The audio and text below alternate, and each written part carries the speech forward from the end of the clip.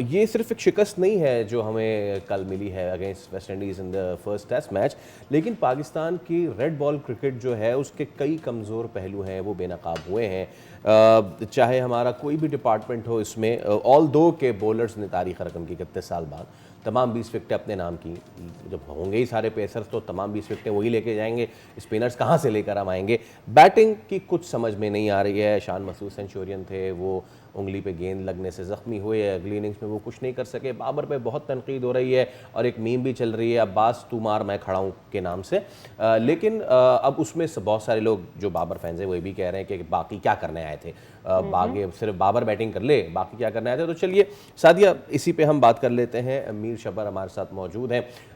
शबर अस्सलाम वालेकुम और गुड मॉर्निंग। पहले तो मुझे बताएं कि जब हमें 211 का ताक़ुब मिला था तो आप कितने होपफुल थे, या आप मेरी तरह थे, आपको पता था कि यार ये बेटा क्या तुम्हारे होना बस है? की बात नहीं है? अस्सलाम वालेकुम, thank you good for having me morning. On the show. Basically देखें, ये पहली दफ़ा नहीं हुआ है कि या फोर्थ इनिंग्स में हमारा इस तरह का फेलियर हुआ है। और जब 211 का टारगेट मिला था तो मैं होपफुल तो नेचुरली था as a Pakistan cricket fan, but मुझे इतना ज़रूर पता था कि कुछ भी हो हमारे सकता है। डीएनए में जो कोलैप्स करने की जो वो आ चुकी है, जो एक आदत आ चुकी है पाकिस्तान क्रिकेट में, वो एट प्ले हो सकती है। तो वही हुआ इवेंचुअली, पिछले 3 सालों से जो होता आ रहा है। फोर्थ इनिंग्स में जो, या थर्ड इनिंग्स में पाकिस्तान जब सेकंड इनिंग्स में आता है अपनी, तो पाकिस्तान बहुत ही एक क्लियर ट्रेंड है कि अर्ली अर्ली थोड़ी बहुत तो एब्सोल्युटली। फिर भी परफॉर्मेंस आ जाती है, लेकिन मिडिल ऑर्डर और लोअर ऑर्डर की तरफ से कुछ भी नहीं हो रहा है, और ये कंसिस्टेंट ट्रेंड है और वो कंटिन्यू हुआ है। इसमें कोई नया सरप्राइज नहीं था। एब्सोल्युटली। चलो, मेरे ज़हन में ये बात आती है कि हम कंसेक्यूटिवली टेस्ट सीरीज़ हार रहे हैं, और जब भी हम दूसरे मुल्क जाते हैं हमारा बुरा हाल होता है। हम अपने मुल्क में कुछ थोड़ी सी मज़ाहमत कर पाते हैं टेस्ट सीरीज़, और फिर हम कहते हैं कि जी this is the best squad, and फिर फॉर्मूला। वही स्क्वाड कहीं और जाती है और फिर वही स्क्वाड हमारा फेलियर बन जाती है। पॉइंट इज़ हम कहाँ पर तकिया करें ना, क्वेश्चन इज़ हम कहाँ पर तकिया करें। आई मीन हम शायद बहुत ज़्यादा आज़ान के ऊपर डिपेंड कर रहे थे। I don't know why were we, is just a beginning from his side as well. हमारा मिडिल ऑर्डर परफॉर्म करके नहीं देता, जिस मॉडल ऑर्डर यानी जैसे बाबर आजम के ऊपर हम बहुत ज़्यादा डिपेंड कर रहे होते हैं, we were expecting that he is going to carry it, वो नहीं हो पाया। और फिर जब हम अपने लोअर मिडिल ऑर्डर को देखते हैं तो वो टोटल कोलैप्स की तरफ जाता है। So what are we confident about जब हम अपनी पाकिस्तान की बैटिंग की बात करते हैं? देखिए, ये पाकिस्तान की जो टेस्ट क्रिकेट का हाल है वो एक सिस्टमिक फेलियर है, जो आज से नहीं, जो कई सालों की बुरी डिसीजन मेकिंग से आप समझ लें एक प्रोडक्ट निकल रहा है।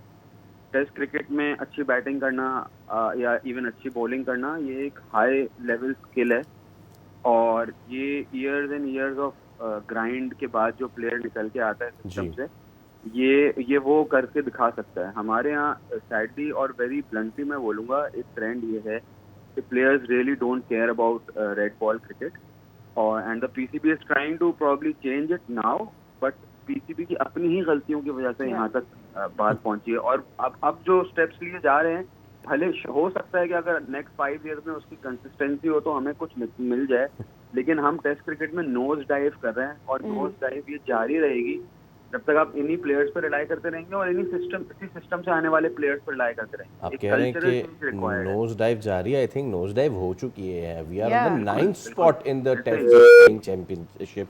अच्छा, इसमें अब बिल्कुल ऐसे शब्बर, ही। अब मुझे अगर थोड़ा हम टेक्निकल बात कर लें, अपने जज्बात जी को एक जी। तरफ रख के, तकरीबन दोनों इनिंग्स को मिला के पाकिस्तानी जो बल्लेबाज आउट हुए हैं उसमें जी तकरीबन 5 से 6 ऐसे डिसमिसल्स हैं, और वो पक्के बैट्समैन हो गए, मैं टेलेंडर्स की बात नहीं कर रहा, जो बिल्कुल। स्क्वायर अप होके आउट हुए हैं।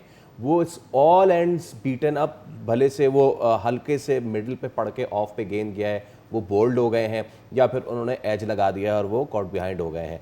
जब आपके सलमान अली आगा भी इस तरह आउट हों, जब आपका मोहम्मद रिजवान भी इस तरह आउट हों, बट दिस टेल्स ये बैट्समैन की लैकिंग है, पिच बहुत खतरनाक थी, क्या इशू है?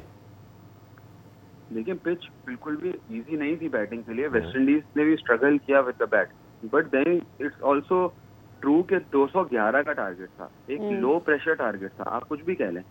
और इन प्लेयर्स से एक्सपेक्ट किया जाता है कि इस तरह की मुश्किल विकेट पे लंबा टाइम स्पेंड करें। अब बाबर आजम ने जो 58 किए, मैं ये नहीं कहूँगा कि उन्होंने कोई बहुत बड़ा कारनामा अंजाम दिया, लेकिन हम इसी तरह की कंट्रीब्यूशन और बैट्समैन से भी देख सकते थे।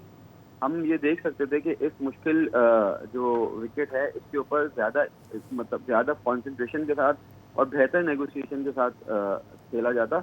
और सलमान अली आगा का जो एक्सपीरियंस है और इमामुल हक हैं, लाइक और भी experience player, Mohammad Rizwan has a lot of experience, तो आप इनसे नेचुरली एक्सपेक्ट करते हैं कि वो दे विल पुट अप। अब अगर 60 और रन अब तो शबर मेरे जहन में ये बात आती है कि पता नहीं हमारी एक्सपेक्टेशंस ज़्यादा हमने बना दी थी कि ये वक्त के साथ साथ ज़्यादा एक्सपोज हो गए, या हम T20 इतना खेल रहे थे हमें पता ही नहीं चला कि ये लोग एक्चुअली टेक्निकली कितने साउंड हैं when it comes to batting. बहुत शुक्रिया आपके वक्त के लिए। सब्सक्राइब करें और बेल दबाएं ताकि कोई खबर रह न जाए।